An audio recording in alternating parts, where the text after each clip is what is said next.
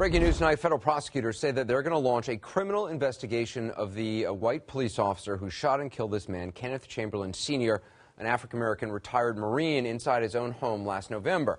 The federal investigation comes on the heels of a grand jury's decision not to indict the officer. The grand jury's ruling yesterday left many people shaking their heads and many others, including Chamberlain's family, demanding answers. What they want to know is why police officers in White Plains, New York, who were dispatched in the early hours of a November morning to help Mr. Chamberlain, ended up killing him. I mean, it's always so overwhelming when I'm standing here, but I don't like to use the word anniversary because when you think of anniversaries, you think of good things. But I will say, thank you all for coming out on this day of remembering my father, Kenneth Chamberlain Sr.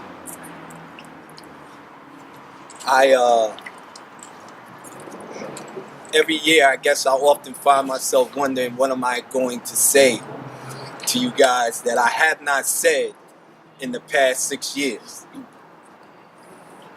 Now, many of you who know me and have gotten to know me, that you never know what'll come out my mouth sometimes.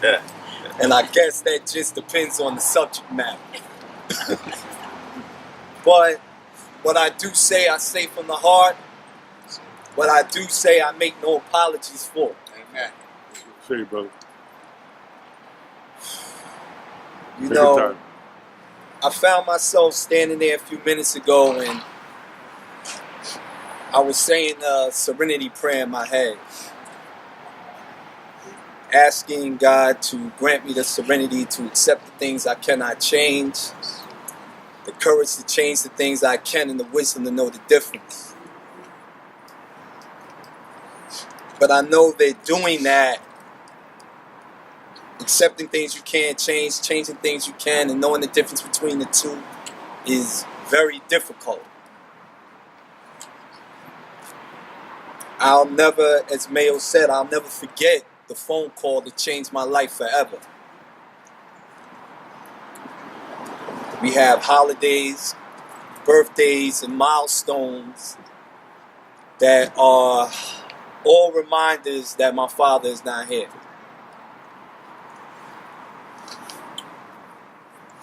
I mean, hands down, this has got to be the hardest. It's all right, brother. It's all right, brother. All right. I always say I'm not going to do it. And I end up doing it anyway. It's all right, though, brother. This has got to be the hardest thing I've ever had to deal with.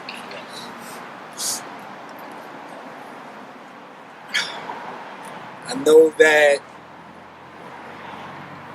people give me words of encouragement. They tell me stay strong. They say, and this too shall pass. But the truth is that I still hurt. Yes.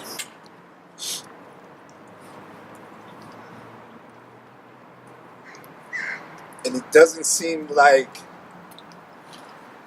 the pain has gotten any less. In fact, it will hit me when I least expect it. And then, like now,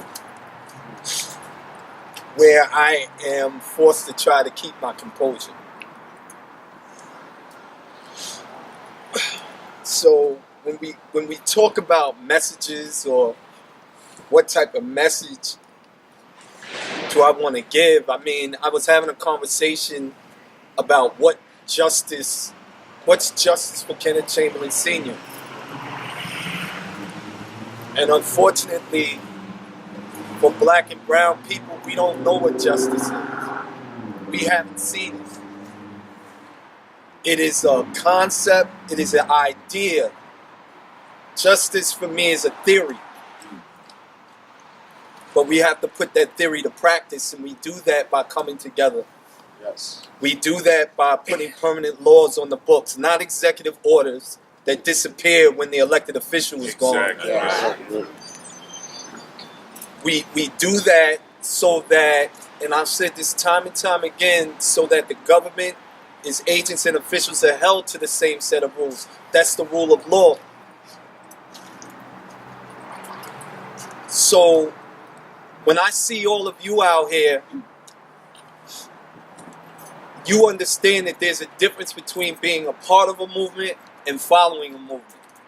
Just because you put a hashtag and say justice for Kenneth Chamberlain Sr. does not mean that you are part of a movement. You guys have been here. Many of you have been with me from day one. Amen. And it is because of you that I'm able to stay as strong as I am. That's right. But I won't stand here and act like I'm not tired. I won't stand here and act like there haven't been days that I have not felt like giving up. Because I have.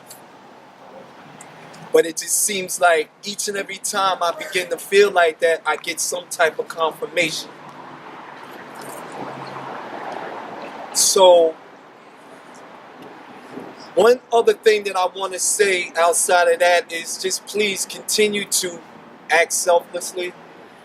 Continue to put communities and people before your own self-interest. Because it is definitely bigger than my father, this issue.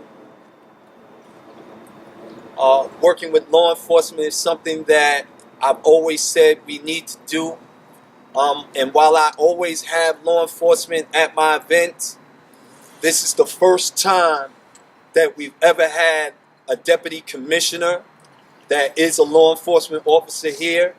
And I want to acknowledge Louis Molina, who's right over here. It is a first in the past 7 years. So thank you for coming out. Outside of that,